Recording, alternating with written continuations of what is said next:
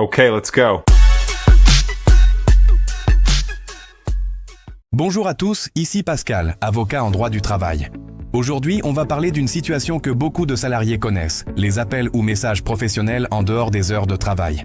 Un mail à 22h, un message WhatsApp le dimanche ou un coup de fil pendant les vacances. Est-ce que c'est légal?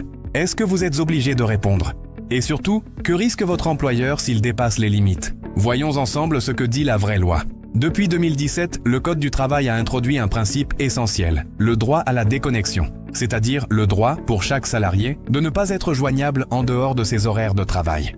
Ce droit est prévu à l'article LV242-17 du Code du travail et il impose aux entreprises de mettre en place des règles claires, définir les plages horaires de travail, limiter les sollicitations en dehors de ces horaires et rappeler que le repos est un droit fondamental. Autrement dit, si vous n'êtes pas en service, vous n'êtes pas tenu de répondre. Bien sûr, il existe quelques exceptions. Certaines fonctions nécessitent une disponibilité permanente ou d'astreinte, comme les cadres dirigeants, les personnels d'urgence ou les métiers techniques soumis à intervention rapide. Mais même dans ces cas, la disponibilité doit être prévue dans le contrat de travail ou la convention collective et souvent rémunérée.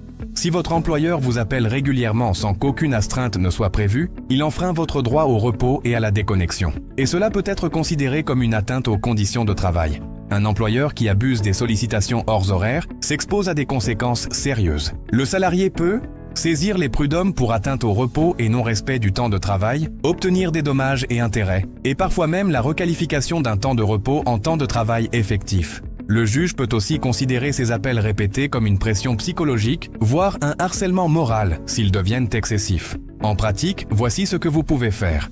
1. Notez les sollicitations, SMS, mail, appel, pour garder une preuve. 2. Parlez-en calmement à votre supérieur ou au service RH. 3. Si cela persiste, contactez un représentant du personnel ou un avocat.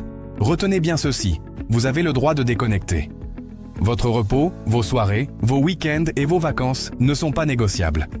Je suis Pascal, avocat en droit du travail, et je vous aide à comprendre vos droits pour mieux les faire respecter. Et surtout, abonnez-vous à la chaîne, c'est bon à savoir, parce que connaître vos droits, c'est déjà une façon de les défendre.